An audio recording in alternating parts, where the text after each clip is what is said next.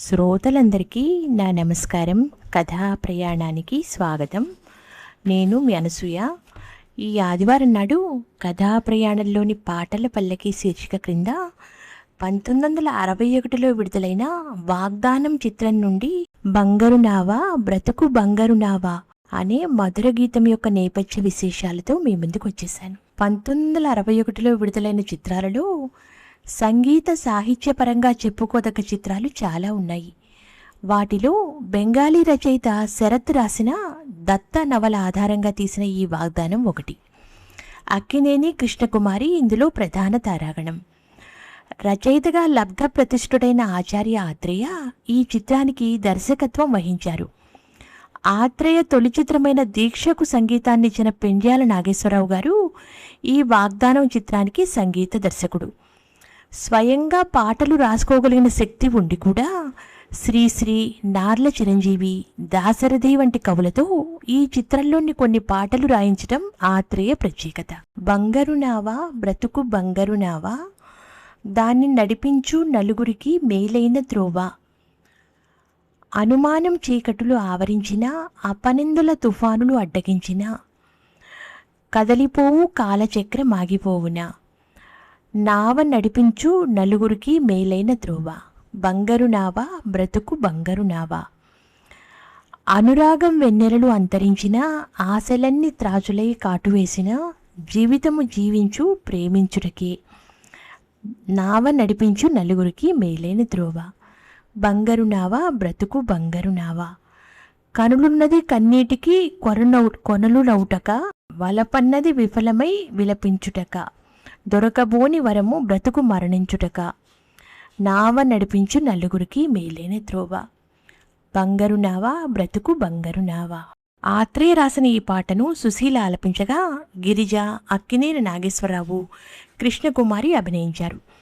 అటు గిరిజకి ఇటు కృష్ణకుమారికి ఏకకాలంలో పాడి ఒప్పించిన సుశీలను ఇక్కడ ప్రత్యేకంగా ప్రశంసించి తీరాలి. ఇవాళ వ్యక్తిత్వ వికాసాల కోసం కౌన్సిలింగ్లకు వెళ్తున్న వారు ఇలాంటి పాటల సాహిత్యంపై ఓసారి దృష్టిని సారిస్తే మన తెలుగు సినీ కవులు ఇటువంటి ట్రీట్మెంట్ని ఎప్పుడో చేశారు అని గుర్తించడానికి ఆస్కారం ఉంటుంది. హత్యని చాలా చిన్న విషయాలుగా, అన్ని సమస్యలకు అదే పరిష్కారంగా భావించే నేటి యువత ఖచ్చితంగా వంట పట్టించుకోదగ్గ సాహిత్యం ఈ పాటలో ఉంది. ఇక సంగీతపరంగా ఈ పాటలో పెండ్యాలు చేసిన ప్రయోగం సామాన్యమైనది కాదు. పల్లవిలో చారుకేసి రాగం స్కేల్ని తీసుకున్నారు. పల్లవి రిపీట్ అయినప్పుడు చివర్న బ్రతుకు బంగారు నావా బ్రతుకు బంగారు నావా అంటూ బరువుగా వచ్చే వాక్యానికి చక్రవాక రాగాన్ని మిక్స్ చేశారు.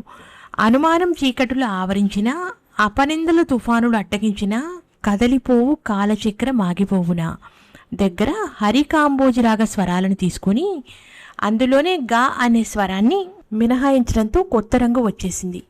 కావాలంటే ఈ 3 లైన్లు పదే పదే పాడుకుని చూడండి.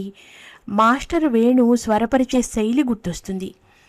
జానపద బాణీలను తీసుకోవడం, అందుకు ఆధారమైన హరికాంబోజీ లాంటి రాగాలలో కొన్ని స్వరాలను మినహాయించడం, ఆయా రాగంలోని ఆరోహణ క్రమంలో చివరికి వచ్చే స్వరాలతో మొదలుపెట్టడం, ఇవన్నీ వేణుగారి పద్ధతులు.